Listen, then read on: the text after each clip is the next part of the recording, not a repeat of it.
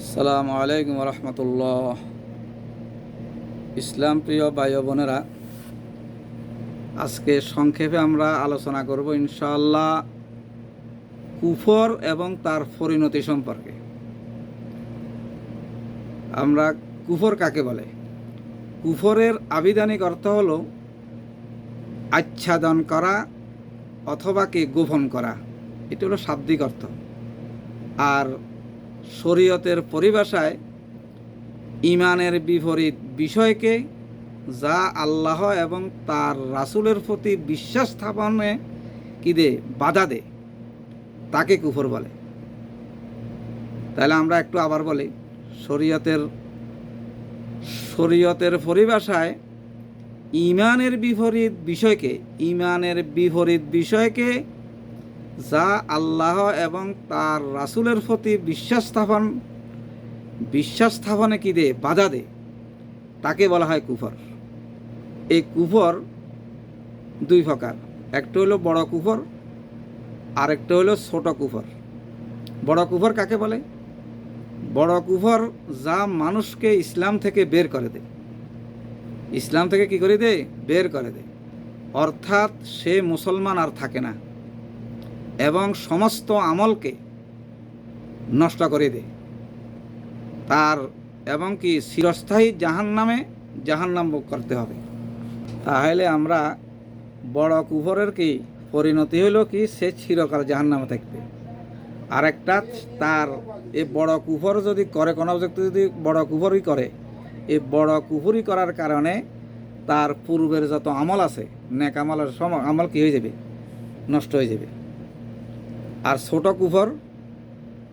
কুফর যা ইসলাম থেকে মানুষকে কি বের করে দিবে না, তবে তার আমলও কি নষ্ট হবে না, তবে তার আমলে সওয়াবের ঘাটতি হবে এবং চিরস্থায়ী সে জাহান্নামী হবে না। তাহলে আমরা মোটামুটি কুফরের সংজ্ঞাটা বুঝতে পারলাম, কুফর এবং দুই প্রকার সেটা বুঝতে পারলাম। এই বিষয়গুলা আমরা জানা দরকার। এই আল্লাহ রাব্বুল আলামিন ফরমান, আমি কাফেরদের জন্য অপমানজনক শাস্তি তৈরি করে রেখেছি। সূরা আন-নিসার 149 নম্বর আয়াতের ভিতরে এই ঘোষণাটা দিলেন, ওয়া আ'তাদনা লিল কাফিরিনা আযাবাম মুহিনা। আর আমি কাফেরদের জন্য অপমানজনক শাস্তি তৈরি করে রেখেছি। আল্লাহ রাব্বুল আলামিন সূরা মায়দার 5 নম্বর আয়াতের ভিতরে ঘোষণা করেন, যে ব্যক্তি ঈমানের সাথে কি করে? কুফরি করে, তার সমস্ত আমল কি বাতিল হয়ে যায়, বরবাদ হয়ে যায় এবং তার পরকালে সে ক্ষতিগ্রস্ত হবে। ওয়া মান ইয়াকফুর বিল ঈমানি ফাকাদ হাবিতা আমালুহু ওয়া হুয়া ফিল আখিরাতি মিনাল খাসিরিন। আল্লাহ রাব্বুল আলামিন ফরমান, যে ব্যক্তি ঈমানের সাথে কুফরি করে, তার সমস্ত আমল কি হবে? বাতিল হয়ে যাবে এবং পরকালে সে ক্ষতিগ্রস্ত হবে। সূরা মায়দার 10 নম্বর আয়াতের ভিতরে আল্লাহ রাব্বুল আলামিন ঘোষণা করেন, যারা কাফের এবং আমার আয়াতকে মিথ্যা বলে, আল্লাহ রাব্বুল আলামিনের আয়াতকে কি করে? মিথ্যা বলে, তারা হলো জাহান্নামী।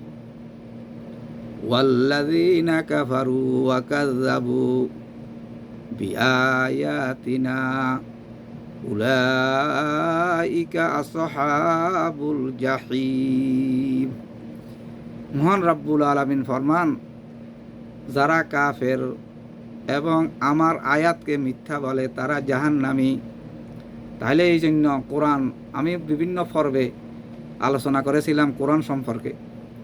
কোরআনুল কারীমকে কি জানা একান্ত দরকার, কারণ ইসলাম সম্পর্কে, ঈমান, ইসলাম, কোরআন, হাদিস, এই বিষয় সম্পর্কে আমরা কথা বলতে খুব হুঁশিয়ার। কারণ কোনো আয়াত যদি আল্লাহ রাব্বুল আলামিনের কোনো আয়াত যদি কি হয়ে যায়, আমার কথায় যদি কি এই কথায় যদি কুফরি হয়ে যায়, আল্লাহর আয়াতকে যদি প্রত্যাখ্যান করা হয়, অথবা আল্লাহ রাব্বুল আলামিনের কোনো আয়াতকে যদি আমি আমার কথার দ্বারা যদি মিথ্যা সাব্যস্ত হয়ে যায় নাউজুবিল্লাহ, তাহলে জাহান্নাম অবধারিত এবং সমস্ত আমাদের আমল, আমাদের নামাজ রোজা, আমাদের সৎকা খয়রাত, আমাদের উত্তম কাজগুলা সাথে সাথে কী হয়ে যাবে, বরবাদ হয়ে যাবে। এই জন্য প্রত্যেকে কোরআন ও হাদিসের এলেম অর্জন করা অনিবার্য, একমাত্র ঈমানকে কী করার জন্য, পরিশুদ্ধ রাখার জন্য। আল্লাহ রাব্বুল আলামিন আমাদেরকে কুফরি সম্পর্কে পরিপূর্ণ জ্ঞান অর্জন করার সেই তৌফিক দান করুক, এবং কুফুরি থেকে আমরা যেন বাঁচতে পারি, কারণ কুফুরির পরিণতি ভয়াবহ, চিরকাল জাহান্নামে থাকতে হবে শিরকের মতন।